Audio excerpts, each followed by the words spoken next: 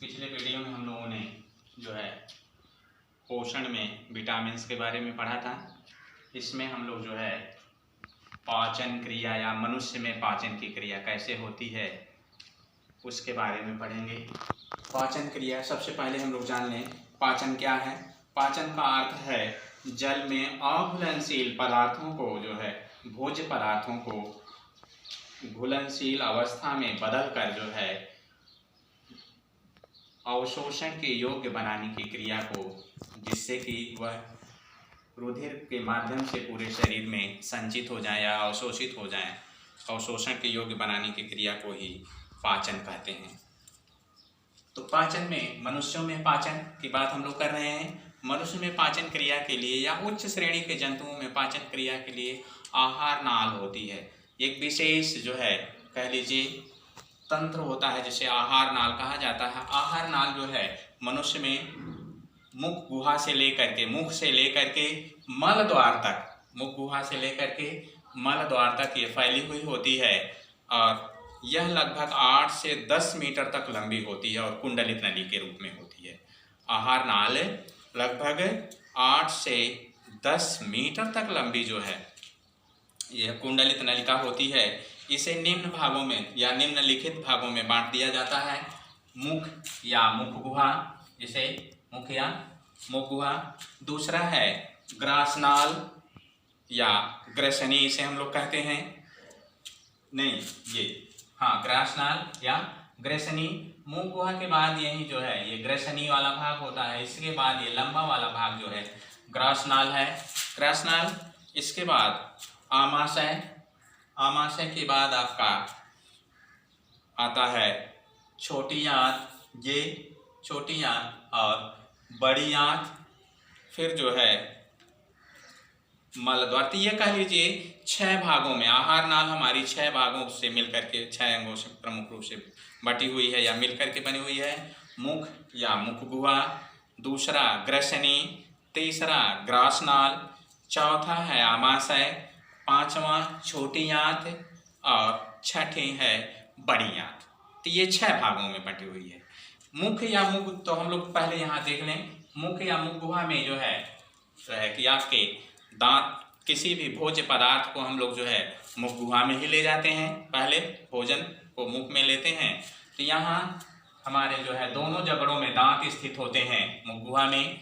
दांत की सहायता से हम लोग जो है भोजन को चबाते हैं। दांत, मनुष्यों में दांत जो होते हैं वह विषम दंती होते हैं, क्योंकि दांत 4 प्रकार के हम लोगों में पाए जाते हैं। इसीलिए जो है कि हम मनुष्य को विषम दंती कहते हैं। जैसे इंसाइजर, कैनाइन, प्रीमोलर और मोलर, ये 4 प्रकार के होते हैं। इंसाइजर की सहायता से हम लोग किसी चीज को काटते हैं। कैनाइन टीथ जो होता है हमारे बगल में होता है, आगे की तरफ इंसाइजर टीथ होता है। कैनाइन टीथ बगल में होते हैं, यह चीरने और फाड़ने का कार्य करते हैं, यह नुकीले होते हैं। प्रीमोलर और मोलर जो होते हैं यह चबाने और पीसने का कार्य करते हैं। तो मनुष्य में दांत 4 प्रकार के होते हैं, तो इसीलिए इसे विषम दंती, गर्त दंती, यह हड्डियों में धंसे हुए होते हैं इसलिए गर्त दंती कहा जाता है। और द्विबार दंती, अर्थात जीवन में जो है दांत हम लोगों के 2 बार निकलते हैं, इसीलिए द्विबार दंती कहा जाता है। हम लोगों में 2 तरह के दांत, परमानेंट टीथ या अस्थायी दांत और दूध के दांत। दूध के दांतों की संख्या कुल 20 होती है, हम लोगों में 20 होती है और परमानेंट या अस्थायी दांतों की संख्या 32 होती है। अस्थायी दांतों की संख्या 32 होती है और दूध के दांतों की संख्या 20 होती है। तो दूध के दांत के ही स्थानों पर फिर अस्थायी दांत निकलते हैं, इसलिए द्विबार दंती कहा गया है। तो ये चबाने का कार्य करते हैं या पीसने का कार्य करते हैं। इसी मुख गुहा में ही जिह्वा स्थित होती है। जिह्वा का कार्य है, क्योंकि यह मांसल अंग होता है, यह जो है भोजन को मिलाने का, लार में मिलाने का कार्य करती है। हम लोगों में जो है मनुष्यों में 3 जोड़ी लार ग्रंथियां भी पाई जाती हैं जिनसे लार स्रावित होता है और इसमें टाइलिन नामक एंजाइम्स होता है। लार में टाइलिन एंजाइम होता है, यह मंड को जो है पचाने का कार्य करता है। इसके बाद आपका भोजन जो है फिर यहाँ से आगे बढ़ता है, ग्रासनाल में पहुँचता है। ग्रासनाल में पाचन की कोई क्रिया नहीं होती है। ग्रासनाल में पाचन की कोई क्रिया नहीं होती, यह केवल जो है ग्रसनी से जो है आमाशय को जोड़ने का कार्य करता है और भोजन इसमें से आगे बढ़ता हुआ आमाशय में पहुंचता है। आमाशय में जब भोजन पहुंचता है तो यहाँ जो है गैस्ट्रिन हार्मोन स्रावित होता है, आमाशय की दीवारों से गैस्ट्रिन हार्मोन स्रावित होता है और यह जो है जठर ग्रंथियों को, हमारी आमाशय की जो दीवार में स्थित जठर ग्रंथियां होती हैं उनको उत्तेजित कर देता है, जिससे जठर रस स्रावित होता है। जठर रस में हाइड्रोक्लोरिक अम्ल की अधिकता होती है, जठर रस में हाइड्रोक्लोरिक अम्ल अधिक मात्रा में पाया जाता है। यह जो है उस पूरे माध्यम को, भोजन के माध्यम को जो है या कह लीजिए आमाशय के माध्यम को अम्लीय कर देता है। यहाँ का पीएच मान, जो आमाशय का पीएच मान हो जाता है वह अम्लीयता के कारण जो है 2 से 3 पीएच हो जाता है, यहाँ काफी तीव्र अम्लीय हो जाता है। इसलिए इसमें भोजन के साथ आए हुए जीवाणु या अन्य पदार्थ जो होते हैं या भोज्य पदार्थ जीवाणुओं को नष्ट कर देता है और भोज्य पदार्थों को मुलायम कर देता है।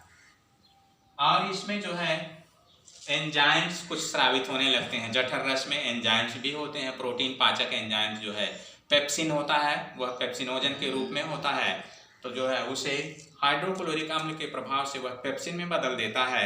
और रेनिन, एमाइलेज, ये सभी एंजाइम स्रावित होते हैं यहाँ। तो यह जो है भोजन को, तो पेप्सिन जो है प्रोटीन को पेप्टोन्स में बदलने का कार्य करता है। इसी तरह से रेनिन जो होता है वह दूध की केसिन प्रोटीन को जो है पैराकेसिनेट में बदलता है। और एमाइलेज जो एंजाइम होता है वह कार्बोहाइड्रेट को पचाने का कार्य करता है। और इसकी आमाशय की दीवारों में की जो क्रमाकुंचन गतियां होती हैं, इनमें संकुचन और प्रसारण के कारण जो है इसमें एक क्रमाकुंचन गति होती है, जिसके कारण भोजन जो है लुगदी की तरह हो जाता है।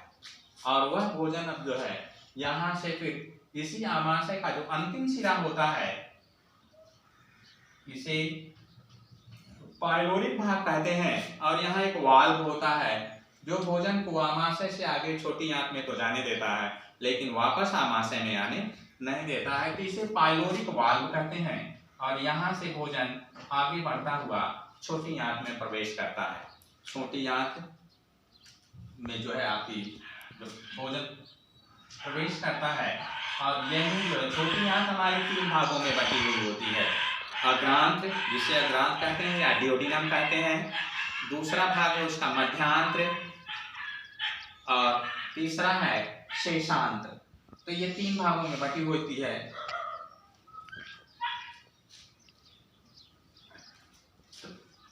तो इसमें जो है अग्रभाग जो होता है जिसे ग्रहणी कहा गया है, ग्रहणी में ही ऊपर जो है आमाशय के ऊपर ही जो है स्थित जो है आपका यकृत होता है।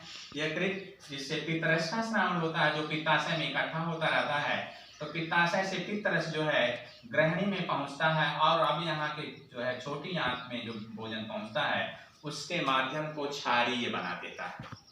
अब यहाँ की जो पाचन क्रिया होती है वो क्षारीय माध्यम में होती है, और यही अग्नाशय से अग्नाशयी रस आकर के मिलता है भोजन से।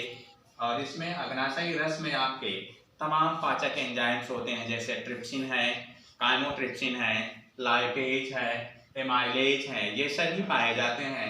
ट्रिप्सिन जो है प्रोटीन को पेप्टोन्स में तोड़ता है, एमाइलेज कार्बोहाइड्रेट को माल्टोज में तोड़ने का कार्य करता है। इसी तरह से लाइपेज जो है वह फैटी जो है वसा को फैटी एसिड्स और ग्लिसरॉल में बदलने का कार्य करता है, फैटी एसिड्स और ग्लिसरॉल में बदलता है। फिर यहाँ से आगे बढ़ता हुआ भोजन जो है जब यहाँ मध्यांत में पहुँचता है, मध्य भाग में छोटी आंत के, यहाँ आंत की दीवार से भी तमाम एंजाइम स्रावित होते हैं, पाचक एंजाइम्स, ये पूर्ण पाचक रस कहे जाते हैं सब, अग्नाशयी रस।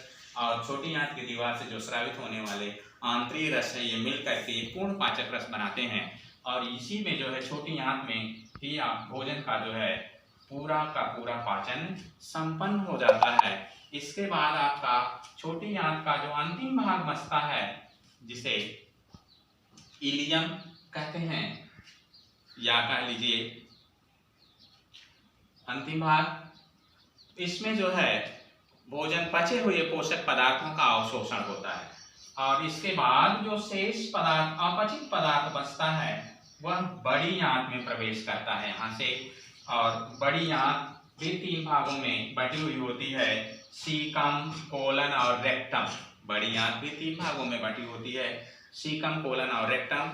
बड़ी आंत में पाचन की कोई क्रिया नहीं होती है, इसमें केवल अपचित भोज्य पदार्थों से जो है, जो जल या अन्य आवश्यक पदार्थ होते हैं, उनको यह बड़ी आंत की दीवार अवशोषित कर लेती है और यहाँ मलाशय में जाकर के फिर शेष अपचित पदार्थ इकट्ठा होता रहता है और समय समय पर मल त्याग क्रिया के द्वारा मल द्वार से या गुदा द्वार जिसे हम लोग कहते हैं, इसके द्वारा शरीर से बाहर निकाल दिया जाता है। एक और अंग हम लोगों के शरीर में पाया जाता है, यहाँ सीकम के पास से, अपेंडिक्स जिसे कहते हैं, या वर्मी फॉर्म अपेंडिक्स या कृमि रूप परिशेषिका। यह हमारे शरीर में अवशेषी अंग है।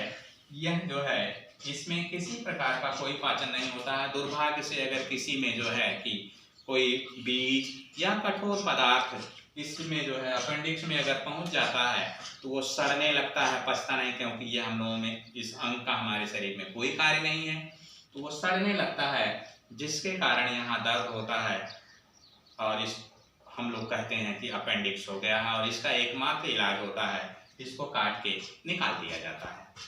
तो ये आपका पाचन क्रिया जो है यही छोटी आंत में ही संपन्न हो जाती है और वह पाचक पदार्थ जो है, जो अंतिम भाग है छोटी आंत का कह लीजिए, जिसे हम लोग शेषांत्र कहते हैं या इलियम कहते हैं, इसी में भोजन का पूर्ण अवशोषण हो जाता है और अवशोषित भोजन जो होता है वह रुधिर केशिकाओं के द्वारा या रुधिर के द्वारा पूरे शरीर में संचरित हो जाता है और शेष अपचित पदार्थ जो है मल त्याग जो है बड़ी आंत से होता हुआ जो है मलाशय में पहुंचता है और समय समय पर मल त्याग क्रिया के द्वारा शरीर से बाहर निकाल दिया जाता है। That's all.